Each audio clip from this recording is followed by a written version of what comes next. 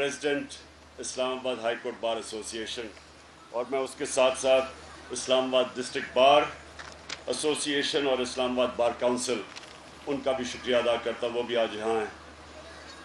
ILF का उनका जिस मेहनत से आपने हमारे वर्कर्स को रिलीफ दी, मैं आपके लिए ख़ास तौर पर कि बड़ा जुल्म हुआ था, अनकॉन्स्टिट्यूशनल तरीके से लोगों को पकड़ पकड़ के एक पूरा एहतजाज में जेलों में डाला था, आपका बड़ा शुक्रिया अदा करता हूँ। मैं जी बड़ी आज बातें हुई, मैंने बड़ी चीज़ें सुनी। मैं सिर्फ एक शुरू करता हूँ एक जगह से कि देखें जिधर आज पाकिस्तान खड़ा है, आप जो पाकिस्तान की वकला कम्युनिटी जितनी आपके ऊपर जिम्मेदारी है, मैं नहीं समझता कि पाकिस्तान की तारीख में कभी भी पहले इतनी जिम्मेदारी किसी पे भी थी। पाकिस्तान को जो हमारे फाउंडिंग फादर्स थे पाकिस्तान के, वो दोनों वकील थे, और जो हमारी आज़ादी की पाकिस्तान की आज़ादी की तहरीक चली थी उसमें वकला का बहुत बड़ा रोल था।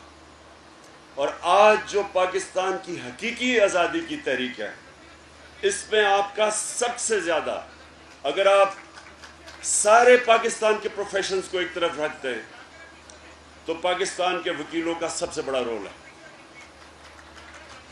तो मैं एक चीज़ से शुरू करता हूँ। मुझे कहा गया कि जब अदम एतमाद की वोट हो गई तो आईनी तौर पे मुझे एक्सेप्ट कर लेनी चाहिए, और मैं अब आपसे ये सवाल पूछता हूँ, हकायक आपके सामने रखता हूँ। 7 मार्च को अमेरिकी under secretary of state for south Asia, उसकी मीटिंग होती है पाकिस्तान एम्बेसडर से वॉशिंगटन में। वो पाकिस्तान के एम्बेसडर को कहता है कि इमरान खान रूस क्यों गया था, और ये सिर्फ इसका अपना इनिशिएटिव था, और अमेरिका बड़ा नाराज है इसके ऊपर। और फिर कहता है कि इमरान खान को अगर आपने ना हटाया, नो कॉन्फिडेंस की मोशन में, ये जो टेबल हो रही है असेंबली में, अभी हुई नहीं थी 7 को, नो कॉन्फिडेंस मोशन अभी टेबल नहीं हुई थी। वो तब आके कहता है एक दिन पहले कि इस नो कॉन्फिडेंस मोशन में अगर आप इमरान खान को नहीं हटाएंगे तो पाकिस्तान को बड़ी मुश्किलों का सामना करना पड़ेगा। और फिर कहता है अगर हटा दोगे तो माफ कर दिया जाएगा पाकिस्तान।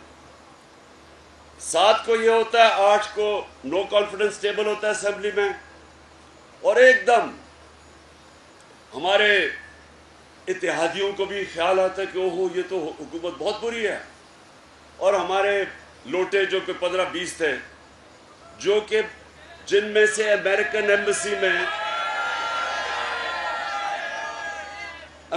एम्बेसी इनमें से कईयों को बुला बुला के मीटिंग कर रही थी इससे पहले, और अमेरिकन एम्बेसी ऑपोजिशन लीडर्स को ज्यादा मिलना शुरू हो गई। हमारे पास सारी रिपोर्ट है, बल्कि एक टीवी प्रोग्राम में अरशद शरीफ ने बाकायदा डेट्स बताई जिस डेट्स के ऊपर ये लोग मिल रहे थे अमेरिकन एम्बेसी में जाके, जिसमें हमारे जो 3-4 लोटे थे जो सबसे पहले लोटे हुए वो मिल रहे थे। अमेरिकन एम्बेसी का क्या काम है? अमेरिकन एम्बेसी का काम तो फॉरेन पॉलिसी के ऊपर डिस्कशन करना है। उसका क्या काम है कि हमारे लोटों को, या जो हमारे बैक बेंचर्स खुश नहीं थे उनको मिलने का क्या काम है? फिर हमारे आतिफ खान जो मिनिस्टर थे पख्तूनख्वा में, उनसे मीटिंग करते हैं और कहते हैं कि केपी में भी हो सकती है नो कॉन्फिडेंस महमूद खान के खिलाफ। तो ये अमेरिकन एम्बेसी का तो काम नहीं है। किसी क्या सोच सकते हैं कि हमारी एम्बेसी जाके ऑपोजिशन के उनके मेंबर्स को मिले और ये बातें करे? अगर ज़्यादा से मिलेगी तो फॉरेन पॉलिसी पे बात करेगी। उसके बाद ये इत्तेहादी हमारे से अलहदा होते हैं, और फिर ये जनाब हमारे सिंध हाउस के अंदर मंडी लगती है, और सबके सामने 20-20 کروڑ کی قیمت آفر ہو رہی ہوتی. کتنے ہمارے ایم این ایس کو انہوں نے پیسے آفر کیے, اور اس کے بعد گورنمنٹ گر جاتی ہے. میرا سب سے پہلا سوال یہ کہ ہمارے 2 سال جو پہلے تھے وہ سب سے مشکل تھے. ہم جب آئے گورنمنٹ کا دیوالیہ نکلا ہوا تھا. ہمیں سارے باہر اگر میری نہ مدد کرتے ہمارے دوست ملک یو اے ای, سعودی عربیہ اور چائنا, تو ہمارے پاس تو پیسے نہیں تھے, ہم ڈیفالٹ کر گئے تھے. تو بڑی مشکلوں سے پہلا سال گزارا. اس کے بعد دوسرے سال میں کرونا آ گیا, کووڈ-19. وہ بڑا مشکل ہمارا سال کہ لوگ دنیا کہے لاک ڈاؤن کرو, ہم کہیں لاک ڈاؤن کریں گے ہمارے لوگ بھوکے مر جائیں گے. بڑی ایک وہ ملک تھا جس نے سارا پریشر برداشت کر کے کمپلیٹ لاک ڈاؤن نہیں کیا, اور دنیا مثال دینا شروع ہوگی اس کے بعد 2-1.5-2 سال کے بعد کہ پاکستان نے جس طرح کرونا وائرس کو ہینڈل کیا ہے یہ دنیا کے لیے مثال ہے. 5 ٹاپ ملک تھے جن میں ایک پاکستان تھا 190 ملکوں میں جس نے سب سے بہترین طریقے سے اس کو ہینڈل کیا. اپنے لوگوں کو بھی بچا لیا, غریبوں کو بھی بچا لیا, اپنی اکانومی کو بھی بچا لیا. تو 2 سال بڑے مشکل تھے. تو انہوں نے لوٹا ہونا تھا تو 2 سال پہلے ہو جاتے, تب ہوتے. اتحادیوں نے جانا تھا تو جب لوگ مشکل میں تھے تب جاتے. یہ کب گئے ہیں؟ اکنامک سروے آف پاکستان کے مطابق جو ہمارے 2 سال تھے, پچھلے 2 سال, اس کے اندر پاکستان کی جو گروتھ ریٹ تھی وہ پہلے تیسرے سال میں 5.6% اور اس سال 6%. اس کا مطلب کہ 30 سالوں میں یہ سب سے بہترین ہماری ملک کی معاشی پرفارمنس تھی. ہر چیز بڑھ رہی تھی. انڈسٹری جو لارج سکیل مینوفیکچرنگ میں گروتھ تھی وہ ایوب خان کے بعد تو سب سے زیادہ انڈسٹری یہ اوپر جا رہی تھی. ریکارڈ ایکسپورٹس تھی, record tax collection, overseas Pakistanis نے ریکارڈ ریمیٹنسز بھیجی, سب سے زیادہ ڈالرز پاکستان میں آ رہے تھے. اور ہماری جو زراعت ہے جس کے اوپر 60% پاکستان ڈپینڈ کرتا ہے, سب سے زیادہ پیسہ ہمارے کسانوں کے پاس پچھلے 2 سالوں میں گیا. ہماری 2 سالوں میں, ایک سال میں 4 بمپر کراپس, پھر دوسرے سال میں 4 بمپر کراپس. جو ایگریکلچر گروتھ ریٹ تھی وہ 4.5% تھی. تو جب یہ ملک ایک صحیح راستے پہ جا رہا تھا تو میرا سوال یہ ہے کہ کیا وجہ تھی کہ ایک دم یہ سارے نے کہا جی بڑا یہ تو پارٹی بڑی گورنمنٹ کی پرفارمنس نہیں اچھی اور یہ ہمارے چھوڑ گئے. یہ تھی سازش. اور میں آپ کو دوسری بات بتاؤں, اگر میں اس کے اوپر اور پاکستانی قوم سٹینڈ نہیں لے گی آج, اگر آپ پاکستانی قوم اگر آپ سٹینڈ نہیں لیں گے, کوئی پاکستان کا prime minister independent foreign policy نہیں چلا سکے گا. ڈرے گا کہ آگے سے دھمکی آئے گی امریکہ سے تو وہ ایسے جھک جائے گا. ہم نے, میری وکلا کمیونٹی آپ اوپینین میکر ہیں, ہم نے جب دھمکی ملی امریکہ سے, جو جنرل مشرف اپنی کتاب میں لکھتے ہیں کہ وہ رچرڈ آرمٹیج کی جب ٹیلی فون سے آیا کہ we will bomb you into stone age, اگر ہم ان کے ساتھ شرکت نہیں کرتے ان کی جنگ میں, ہماری جنگ ہی نہیں تھی. ایک دھمکی کے اوپر ہم نے گھٹنے ٹیک دیے, ان کی جنگ میں شامل ہوئے. 80,000 پاکستانی مارا گیا, 400 ڈرون اٹیک ہوئے پاکستان پہ. دنیا کی تاریخ میں یہ کوئی مثال ہی نہیں ملتی کہ آپ کا ایلائی جس کے لیے آپ جنگ لڑ رہے ہیں وہ آپ پہ ہی بمباری کر رہا ہے. 400 ڈرون اٹیکس ہوئے, کتنے بے قصور لوگ مارے گئے. کون سے حکمران نے کھڑے ہو کے کہا کہ یہ سارے ہیومینیٹیرین لاز کی خلاف ورزی ہے؟ کوئی دنیا کا قانون آپ کو اجازت نہیں دیتا ٹو بی جج, جوری اینڈ ایکزیکیوشنر. آپ فیصلہ کر رہے ہیں 8,000 میل دور سے, کمپیوٹر گیمز کھیل رہے ہیں کہ اچھا جی یہ دہشت گرد ہے, بٹن دبایا وہ سارا نیچے. کون نیچے مرا کسی کو نہیں پتا. چھوٹے چھوٹے گوشت کے ٹکڑے لوگوں کے ملتے تھے. کون سا ملک اجازت دیتا ہے؟ یہ ہے غلامی. اور اس غلامی کے اگینسٹ میں کھڑا تھا. میرے لیے بھی بڑا آسان تھا کہ ان کو کہتا جی میں روس نہیں جاتا. اور روس, اب یہ سنیں ذرا, آج انہوں نے جو پیٹرول کی اور ڈیزل کی قیمت بڑھائی ہے، جس کا ساری اکانومی کے اوپر افیکٹ پڑے گا، بیچارہ نچلا طبقہ پس جائے گا، سفید پوش پس جائے گا. اس کے جو ریپرکشنز آئیں گے، اس کی جو انفلیشن ہے 30% سے اوپر انفلیشن جائے گی. 30% اوپر انفلیشن کا مطلب کہ جو تنخواہیں ہیں لوگوں کی، جو تنخواہ دار طبقہ خاص طور پہ، وہ کیسے گزارا کرے گا؟ تو ہم کیوں گئے تھے روس؟ ہمیں روس سے ہم تعلقات ٹھیک کر رہے تھے، ہم نے گیس لینی تھی. ہم نے وہاں سے روس سے گندم 20 لاکھ ٹن گندم لینی تھی. اور پھر جب ہم وہاں گئے تو پتہ چلا کہ وہ ہمیں 30% کم کے اوپر ہمیں تیل دیں گے. تو ہمارے لیے تو روس کی ٹرپ اس لیے امپورٹنٹ تھی کہ میرے لوگوں کے لیے فائدہ تھا، مجھے ذات کا تو کوئی فائدہ نہیں تھا. امریکہ حکم کرے کہ جی نہیں آپ کیوں روس گئے ہیں؟ اور ہندوستان کو جو ان کا اسٹریٹجک ایلائی ہے، ان کی اکنامک اور ملٹری پارٹنرشپ ہے ہندوستان سے. ہندوستان آج 40% کم قیمت پہ روس سے تیل خرید رہا ہے.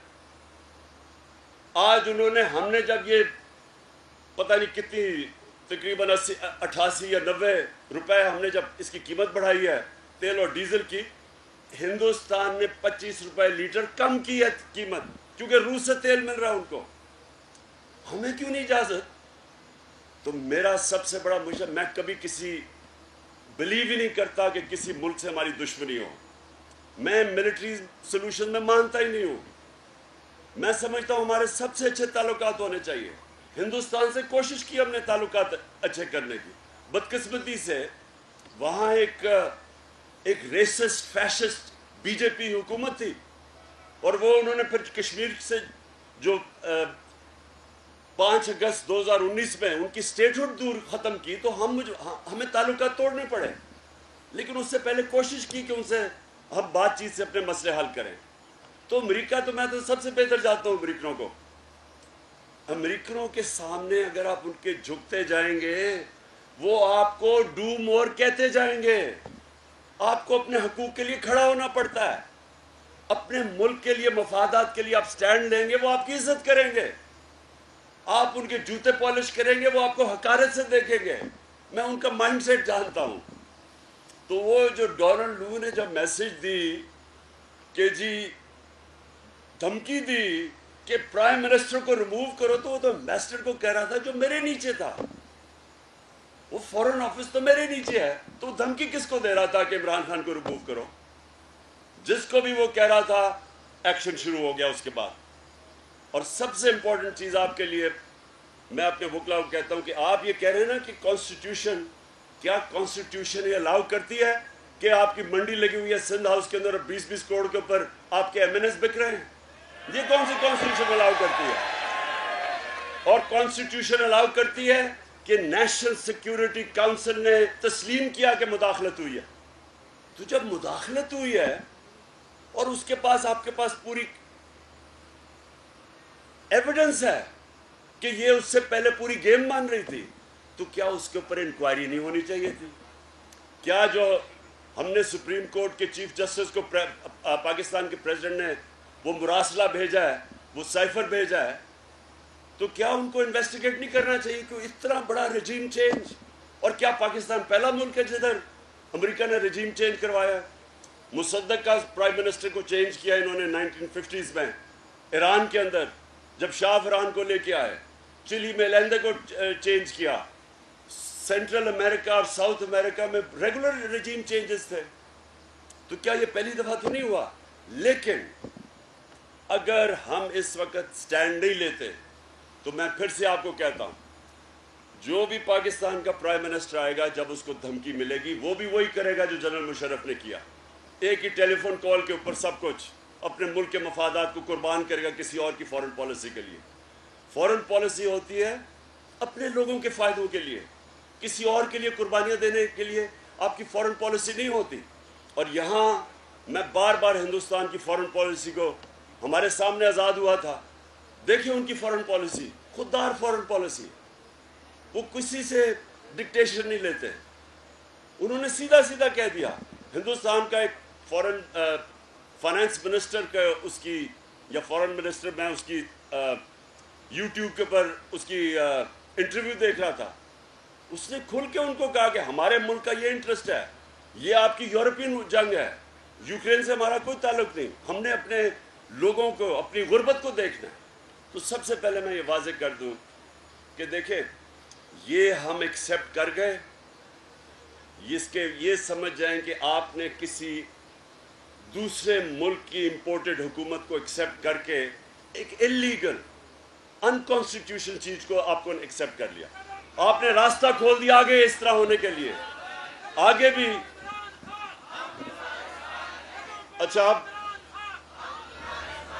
اب میں دوسری طرف آتا ہوں. شعیب آپ نے مجھے کہا کہ باقی یہ موجودہ سچویشن کو آپ کے سامنے رکھو. دیکھیں ہوا کیا ہے, ہم جب یہ ہماری جو 6% گروتھ تھی اور سارے اکنامک انڈیکیٹرز ٹھیک طرف تھے, انڈسٹری بھی اوپر, ایگریکلچر بھی اوپر جا رہا تھا, اور ایکسپورٹس بڑی دیر کے بعد ایکسپورٹس اوپر جا رہی تھی, باہر سے پیسہ بھی آ رہا تھا. تو مجھے جب پتہ چلا کہ یہ سازش ہو رہی ہے تو میں نے, جو لوگ یہ روک سکتے تھے سازش, نیوٹرلز, میں نے ان کو سمجھایا, میں نے ان کو اپنے ملک کے لیے سمجھایا کہ اس وقت جدھر پاکستان کھڑا ہے اور ایک انٹرنیشنلی کموڈٹی سپر سائیکل آیا ہوا ہے, سپر سائیکل کے اندر انرجی کاسٹ وہ دنیا میں اوپر جا رہے ہیں, گیس اوپر جا رہی ہے, کوئلہ اوپر جا رہا ہے, تیل اوپر جا رہا ہے. تو یہ بڑا ہمارے فورن ایکسچینج کے اوپر, ہمارے روپے کے اوپر پریشر پڑ سکتا ہے. تو کسی قسم کی اس وقت ڈی اسٹیبلائزیشن نہ ہونے دیں, یہ سنبھالا نہیں جائے گا. یہ میں نے کہا, پھر شوکت ترین کو میں نے کہا کہ ان کو ایکسپلین کرو کہ یہاں نیوٹرل رہنے کا ٹائم نہیں ہے. اگر آپ یہ ایک دفعہ یہ ہو گئی سازش کامیاب تو اس کا ڈائریکٹ امپیکٹ آپ کی اکانومی پہ پڑے گا. ہم نے بتایا پہلے, یہ نہیں کہ یہ ایسے ہو گیا, کیونکہ جیسے ہی کانفیڈنس مارکیٹ کا جاتا ہے اور وہ پھر ایک گورنمنٹ چلے, اگر تو بڑی تیاری کر کے کوئی گورنمنٹ آئی ہوتی, اس میں کوئی بڑے جینیسز بیٹھے ہوتے, اکانومسٹ بیٹھے ہوتے, تو وہ پھر بھی شاید کچھ آ کے کوئی روڈ میپ دے دیتے, آتے ساتھ ہی روڈ میپ دیتے کہ جی یہ ہم چیزیں کریں گے, تاکہ مارکیٹ کوئی ریلیکس کر دیتی کہ ہاں ان کے پاس کوئی پلان ہے. یہ آئے, ان کو نہ کوئی اندازہ کیا کرنا ہے, کوئی اس طرح کی احمقانہ سٹیٹمنٹس دینے شروع ہو گئے. وہ مارکیٹ اور ڈر گئی, روپیہ گرنا شروع ہو گیا, سٹاک مارکیٹ گرنی شروع ہو گئی, کیونکہ مارکیٹ میں خوف آنا شروع ہو گیا کہ ان کو تو پتہ ہی نہیں ہے, ان کے پاس تو روڈ میپ ہی نہیں ہے. پھر بجائے کانسنٹریٹ کریں اکانومی کے اوپر, ان کا صرف ایک انٹرسٹ تھا کہ NRO2 لے لو. کرپشن کے کیسز, FI, سب سے زیادہ جو ظلم ہوا ہے نا, میں کیونکہ دیکھیں رول آف لا کی سب سے بڑی ذمہ داری ہے پاکستان کی عدلیہ کے اوپر اور پاکستان کی وکلا کمیونٹی کے اوپر. اب یہ جو رول آف لا کی دھجیاں اڑی ہیں, یہ آپ کی آنکھوں کے سامنے آپ کے رول آف لا کی قبر کھود کے اس کے اوپر رولر پھیرا جا رہا ہے. یہ مجھے سمجھائیں کہ 16 ارب روپے کے کیسز, FIA کے کیسز, اور cases black and white cases, کہ سمپلی ایک نوکروں کے نام پہ پیسہ آ رہا ہے اور وہ پھر شہباز شریف کی فیملی میں ڈسٹریبیوٹ ہو رہا ہے. یہ اوپن اینڈ شٹ کیس تھا. پہلے تو یہ 1 سال پہلے فیصلہ ہو جانا چاہیے تھا, وہ کیس ہی نہیں لگتا تھا, لمبی ڈیٹس مل جاتی تھی. طاقتور کے لیے تو, ہمارے لیے ملک میں ان کو قانون کے نیچے لانا ایک جہاد ہے. طاقتور قانون کے نیچے نہیں آتا. میں نے 3 سال کوشش کرتا رہا کہ یہ جو, اور ہمارے زمانے کے کیسز نہیں تھے, یہ میں سب کو آپ کو بتا دوں. کہتے ہیں جی انتقامی کارروائی ہے, وہ کیسز تو سارے ان کے دور کے تھے. وہ اسحاق ڈار ان کے دور کا بھاگا ہوا ہے, نواز شریف کے بیٹے ان کے دور کے بھاگے ہوئے ہیں, شہباز شریف کا دماد ان کے دور کے بھاگا ہوا ہے. ہم تو پاور میں ہی نہیں دیتا. تو یہ جو کیسز ہیں, اب یہ کیسز کے پہلے تو FIA کے کیسز سارے انہوں نے آفیسر چینج کیے, اب تک ہماری نالج کے مطابق 6 کیجولٹیز ہو چکی ہیں. 4 وہ لوگ جس میں مقصود چپڑاسی بھی تھا, اس کو وہ ہارٹ اٹیک سے گیا. اس کے جو کیش بوائز تھے, کوئی گلزار تھا, وہ گیا. 4 لوگ وہ گئے.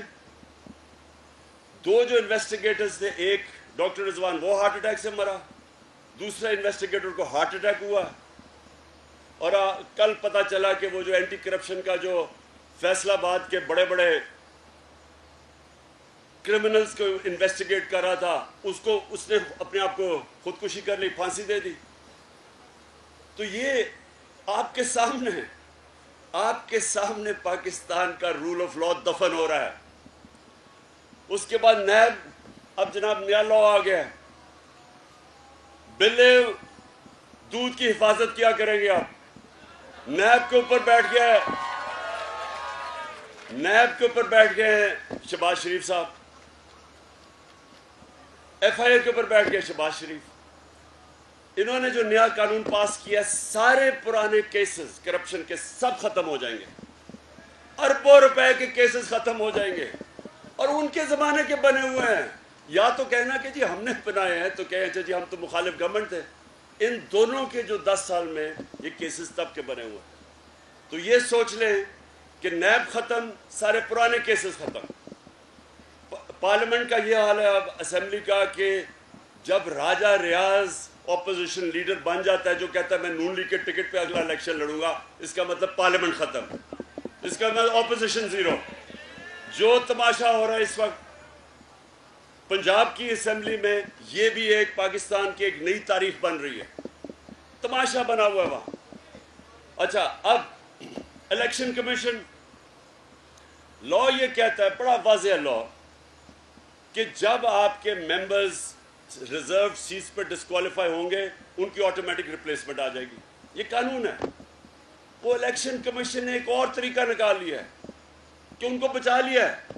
ان کو کہہ نہیں جی, جب بائی الیکشن ہوں گے, رزلٹ آئے گا, پھر یہ ریپلیس کیے جائیں گے, تاکہ وہ میجورٹی رہ جائے نون لیگ کی. اور یہ بائی الیکشن میں, اور میں آج آپ کو کہہ رہا ہوں کہ بائی الیکشن میں جو دھاندلی کا پلان بنا ہوا ہے اور جو ہونے والا ہے, یہ پورا ہمارے الیکٹرل پروسیس کو اب ڈسکریڈٹ کرنے والا ہے. سو ساری جو ادارے ہیں جنہوں نے ڈیموکریسی کو پروٹیکٹ کرنا ہے, رول آف لا کو, وہ سب خطرے میں اب ہیں.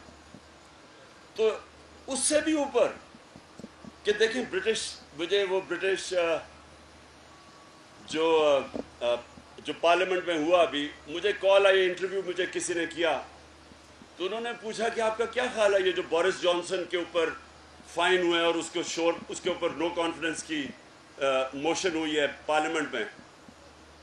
آپ سوچیں کہ انہوں نے کرونا کے دوران تھوڑے سے جو ڈاؤننگ اسٹریٹ کے اندر جو سٹاف تھا, انہوں نے باہر کام ختم کرنے کے بعد انہوں نے ایک ڈرنکس پارٹی کر لی. ڈرنکس پارٹی کیا, گیٹ ٹوگیدر کر لی. آپ سوچیں کہ وہاں کی اخلاقیات اور ہماری اخلاقیات میں ذرا فرق آپ سنیں. اور میں اس لیے اس چیز کے اوپر آتا ہوں کہ جو مدینہ کی ریاست میں جو سب سے امپورٹنٹ چیز تھی, 2 چیزیں تھیں جو بیس بنی تھی مدینہ کی ریاست. رول آف لا یعنی عدل اور انصاف. جب انہوں نے کہا کہ میری بیٹی بھی اگر جرم کرے گی سزا ملے گی, تو کوئی قانون کے اوپر نہیں. اور دوسرا امر بالمعروف, کہ قوم کو حق اور سچ اور اچھائی کے ساتھ کھڑا ہونا.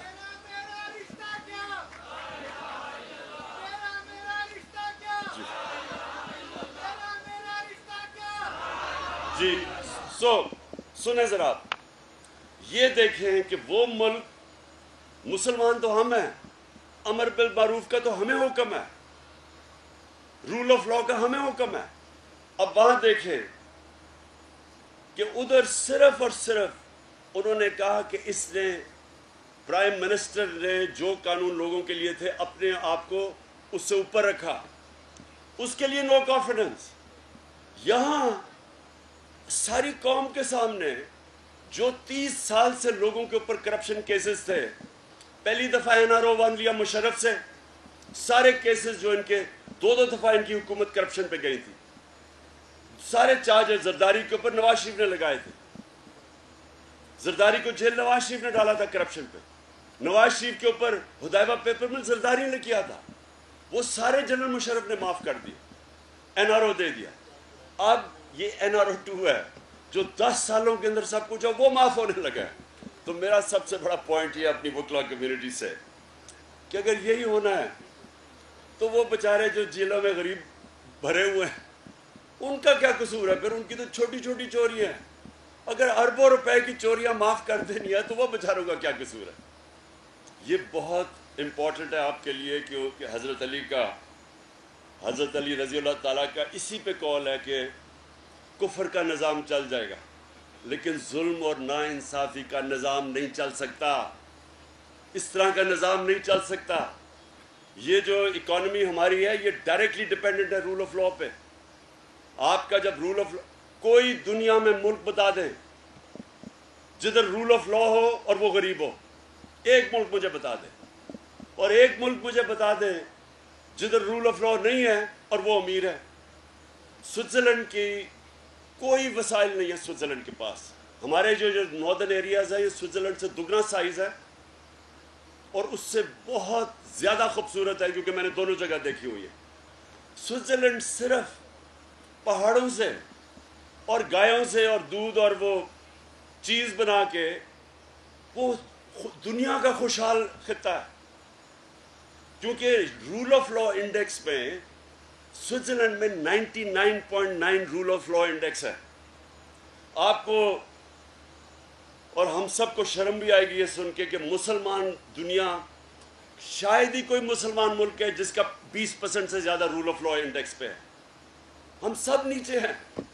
हमारा जंगल का कानून ज़्यादा है कि जिसकी ताकत उसकी भैंस। और यहाँ आप देखें कि ये जो रूल ऑफ लॉ की तबाही हो रही है, इसलिए आप सबको रूल ऑफ लॉ के साथ पाकिस्तान की अखलाकियात, हमारी मॉरल स्टैंडर्ड जो तबाह हो रही है कि आपको जर्मनी और जापान तबाह हो गए थे सेकेंड वर्ल्ड वॉर में, दोनों 10-10 साल में खड़े हो गए क्योंकि वहाँ अखलाकियात को बॉम्ब नहीं कर सके। वो जब अखलाकियात और मोरालिटी एक माशरे की इंटैक्ट है वो फिर खड़ा हो जाता है। लेकिन लेबनान, मैं मिसाल लेबनान की देता हूँ कि मैं आज से कुछ 40 साल पहले उस दुबई को कोई नहीं जानता था, सारे बेरूत जाया करते थे। सबसे मिडल ईस्ट के अंदर जो जगह जाने की थी खुशहाल वो लेबनान था। आज लेबनान एक फेल्ड स्टेट बन गया है। 70% लोग गुर्बत की लकीर से नीचे चले गए हैं। एक वजह है करप्शन, और करप्शन है सिम्टम्स रूल ऑफ लॉ ना होने के। वहाँ भी ताकतवर पैसे बना रहे हैं, उधर भी ताकतवर कानून के ऊपर है, उधर भी सिर्फ गरीब लोग जेलों में, गरीब चोर जेलों में जाते हैं। तो ये जो नबी सल्लल्लाहु अलैहि वसल्लम ने जो सबसे ज़्यादा, मैं कोट करता हूँ उनकी हदीस कि जो कौम ताकतवर डाकुओं को नहीं पकड़ती और सिर्फ कमज़ोर डाकुओं को पकड़ती है वो तबाह हो जाती है। बेसिकली जिधर रूल ऑफ लॉ नहीं है वो तबाह हो जाती है। तो मैं आप सबको आज सिर्फ इस चीज़ के ऊपर लाना चाहता हूँ कि जो अब हमारे मुल्क में हो रहा है, रूल ऑफ लॉ की धज्जियाँ उड़ रही हैं, कॉन्स्टिट्यूशन तबाह हो रही है। मुझे ये बताएं कि एक रजीम चेंज हुआ, लोटे बने, मुल्क के बड़े बड़े क्रिमिनल्स को ऊपर लाके बैठा दिया। और जब हमने प्रोटेस्ट किया, हमारी हमेशा प्रोटेस्ट पुरअमन रही है। क्या मैं फैमिलीज़ को इनवाइट करूंगा अगर मैं कोई इंतशार करना चाहता हूँ? औरतें बच्चे हमारी प्रोटेस्ट पे आते हैं। आपने जिसने भी देखा होगा डी चौक में फैमिलीज आई हुई थी। मुझे ये बताएं कि पाकिस्तान की तारीख में कब इस तरह के पुरअमन प्रोटेस्ट के ऊपर इस तरह की फोर्स इस्तेमाल की गई? मैंने मार्शल लॉ में भी देखा। मुझे जनरल मुशर्रफ के दौर में मैंने जेल गुजारी 7-8 दिन, ये इसलिए कि वो जब अदलिया की आज़ादी के लिए हम निकले थे, तो मुझे वाहिद लीडर था, उसको जेल में डाला। लेकिन मैंने उसके क्रैक डाउन में भी कभी इस तरह का जुल्म नहीं देखा जो इधर अब हुआ। औरतों को जिस तरह इन्होंने ट्रीट किया, रात के 2 बजे घरों में घुस गए। ये कौन सा कानून है? किस कानून के मुताबिक? एक वीडियो आई और मैं उस बच्चे से भी मिला हूँ। फैसलाबाद में बाप नहीं था, 10 साल के बच्चे को पकड़ के जेल ले गए। ये किधर होता है? ये कौन सी जमहूरियत में है? ये कौन सा कानून इजाजत देता है? सारा मुल्क बंद करके रख दिया। हमने फजलुर रहमान ने 2 दफ़ा लॉन्ग मार्चेस की। एक दफ़ा की वो कांपे टांगनी, उसने जाके लॉन्ग मार्च कर दी, महंगाई मार्च। मुझे ये बताएं कि हमने एक दफ़ा कोई कंटेनर रखा हो, हमने कोई इनके ऊपर टेयर गैसिंग, यानी एक आदमी को जेल में डाला हो? हमारे इन्होंने कितने हजार लोगों को जेलों में डाल दिया। मेरे ऊपर कोई 8-9 FIRs हैं। अभी वो कहा गया कि आपकी FIRs में ख़त्म करूँ, मेरे ऊपर खुद कोई 8 FIR हुई हैं इसके ऊपर। हमारी सारी सीनियर लीडरशिप के ऊपर FIRs कटी हुई है। तो यानी ये कौन सी जमहूरियत में होता है? मैं ये आपसे सवाल पूछता हूँ, कौन सा कानून इजाज़त देता है? और मैं अब बड़ी एक तकड़ी शो करने लगा हूँ। मैं अभी बताऊंगा नहीं कि वो है क्या, लेकिन करने लगा हूँ। मैं आप सबको कहता हूँ कि आपने उसके अंदर शिरकत करनी है, और इसलिए करनी है, मेरे लिए नहीं करनी, पॉलिटिक्स के लिए नहीं करनी, अपने मुल्क की हकीकी आज़ादी के लिए आपने सबने निकलना है। ये जो कह रहे हैं कि हम बड़े मुश्किल फैसले कर रहे हैं, ये वो जो पहले तो शुक्र है कि कहते थे ना जी शहबाज शरीफ पंजाब स्पीड, और वो पता नहीं किधर है, सुबह 7 बजे ऑफिस पहुंच जाता है और पता नहीं वो क्या क्या कर देता है। हम सारे इंतजार करते रहे कि शायद वाकई कुछ करेगा। पता चला ये सब कुछ, ये सारी डेवलपमेंट सिर्फ इश्तिहारों में ही होती थी। 50 अरब रुपए के आपके पैसे के ऊपर, इश्तिहारों के ऊपर डेवलपमेंट होगी। अब जरा बताए ना क्या है? जो पाकिस्तान इधर इस वक्त तेजी से जा रहा है जिस तरफ, मुझे खौफ है कि ये श्रीलंका की तरफ जा रहा है। जिस तरह वहां माशी कोलैप्स हुआ है, मुझे खौफ है हम उस तरफ जा रहे हैं, क्योंकि उनके पास कोई प्लान ही नहीं है। मार्केट इनको ट्रस्ट ही नहीं कर रही, बाहर के लोगों ने इनको पैसे नहीं दिए। जब बाहर के लोगों को भी पता चला कि यह तो गवर्नमेंट इम्पोज की हुई है, इसके पास तो पब्लिक सपोर्ट ही नहीं है, उन्होंने भी इसको सपोर्ट नहीं किया। अगर इस वक्त ये हुकूमत चलती रही, मुझे खौफ क्या है? मुझे खौफ ये है कि ये पाकिस्तान को इतना कमज़ोर करके जाएंगे। जब एक गवर्नमेंट कमज़ोर हो जाती है माशी तौर पे, तो हम सब के सामने सोवियत यूनियन की मिसाल है कि सोवियत यूनियन मिलिटरीली कमज़ोर नहीं थी, लेकिन माशी तौर पे इतनी कमज़ोर हुई कि वो टूट गया। हमें वहाँ ये ना ले जाएं कि जब फिर हमें बेल आउट करने आए, वो फिर जो हमें कंडीशंस लगाएंगे, वो हमारी सॉवरेंटी, हमारी आज़ादी को कॉम्प्रोमाइज़ करेगा। इसलिए इस मुल्क के लिए ज़रूरत है कि सिर्फ एक चीज़ निकाल सकती है इस मुल्क को इस दलदल में जिसमें फंसते जा रहे हैं। वो एक चीज़ है, साफ और शफाफ इलेक्शंस। ये वाहिद चीज़ है। और मैं आज यहाँ अपनी मोअज़्ज़ज़ बाशऊर वकला कम्युनिटी के सामने खड़े होकर ये कहता हूँ कि आपने सब ने इस आज़ादी की, हकीकी आज़ादी की तहरीक में शिरकत करनी है। जिस तरह हमारे वकला ने कायद आज़म के साथ, इल्लामा इकबाल जो इसके नज़रियाती हमारे लीडर, वो जो तहरीक थी, वो अब उसके बाद इस मुल्क को हकीकी आज़ादी दिलवाने के लिए आप सब ने निकलना है। मैं आखिर में सिर्फ ये आपको कहना चाहता हूँ कि मेरे 3.5 साल में मैं इस नतीजे पे पहुँचा हूँ कि अल्लाह ने हमारे मुल्क को बहुत कुछ दिया है, हर किस्म की नेमत दी है। और ये अगर इस थोड़ी देर ये मुल्क किसी तरह चलता जाता, जिस तरह एक्सपोर्ट्स ऊपर जा रही थी, माशियत ऊपर जा रही थी, इंडस्ट्री बढ़ रही थी, मैं आपको यकीन दिलाता हूँ कि ये मुल्क इतनी तेज़ी से आगे बढ़ सकता है। लेकिन ये कभी भी नहीं बढ़ सकता अगर जिस मुल्क में रूल ऑफ लॉ की धज्जियाँ जो उड़ाई जा रही हैं, और वो क्रिमिनल्स जो बजाय मुल्क का हालात ठीक करें, वो सिर्फ अपने आप को NRO देने के लिए आए हैं, तब मुल्क का कोई मुस्तकबिल नहीं है। और इसलिए इंशाअल्लाह आपने इंतज़ार करनी है, मैंने आपको कॉल दूंगा और आपने सब ने मेरे साथ निकलना है। اور انشاءاللہ قانون کے بیچ میں رہیں گے. پرامن احتجاج ہوگا لیکن شرکت انشاءاللہ آپ سب نے کرنی ہے. پاکستان زندہ باد.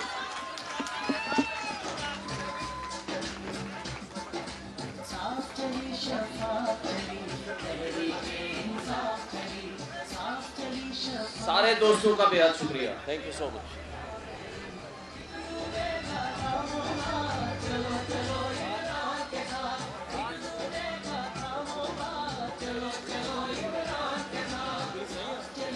آپ تمام معزز ممبران کا ہم دل کی گہرائیوں سے شکریہ ادا کرتے ہیں.